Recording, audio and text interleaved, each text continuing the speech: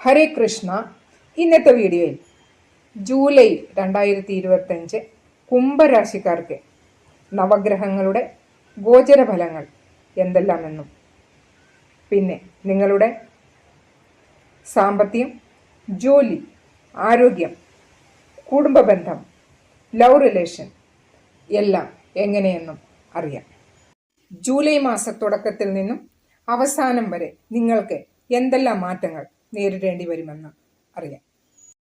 ഈ പ്രവചനം ജന്മരാശി ചന്ദ്രരാശിയെ അടിസ്ഥാനമാക്കിയിട്ടുള്ളതാണ്. വീഡിയോയുടെ അവസാനം നിങ്ങൾ ചെയ്യേണ്ട ഉപായങ്ങൾ, അതുപോലെ തന്നെ ഒരു വാസ്തു ടിപ്പും തരുന്നതായിരിക്കും. ഷോർട്സ് വീഡിയോ കാണുന്നവരാണെങ്കിൽ ചാനലിൽ വിശദമായിട്ടുള്ള വീഡിയോ ഉണ്ട്, ദയവായി കാണുക. കുംഭരാശി എന്ന് പറയുന്നത് രാശിചക്രത്തിന്റെ 11ാമത്തെ രാശിയാണ്. അപ്പോൾ ഇത് നിങ്ങളുടെ ജന്മസമയത്ത് ഫസ്റ്റ് ഹൗസിൽ നിങ്ങളുടെ രാശി കുംഭരാശി വരുന്നതാണ്.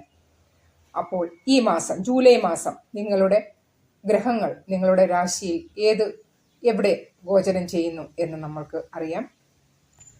ജൂലൈയിൽ ഫസ്റ്റ് ഹൗസിൽ രാഹു, സെക്കൻഡ് ഹൗസിൽ ശനി, ഫോർത്ത് ഹൗസിൽ വീനസ്, ശുക്രൻ, ഫിഫ്ത്ത് ഹൗസിൽ പഞ്ചമത്തിൽ സൂര്യൻ, വ്യാഴം രണ്ടുപേരുമുണ്ട്.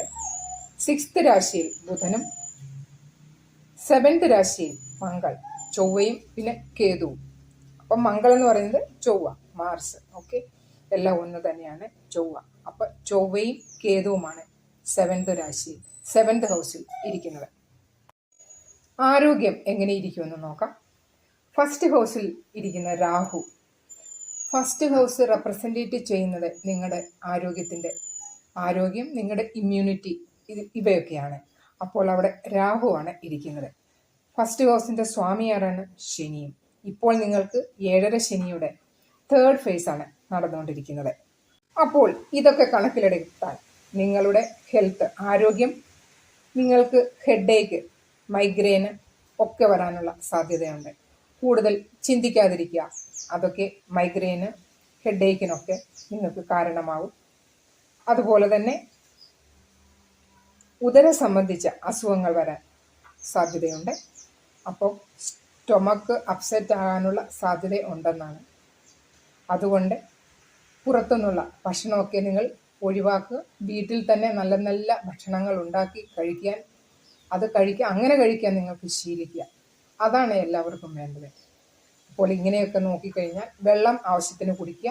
ഇങ്ങനെയൊക്കെ നോക്കിക്കഴിഞ്ഞാൽ നിങ്ങൾക്ക് ഒരു പരിധിവരെ നിങ്ങളുടെ സ്റ്റൊമക്ക് റിലേറ്റഡ് പ്രോബ്ലം ഒക്കെ നിങ്ങൾക്ക് സോൾവ് ചെയ്യാൻ പറ്റും.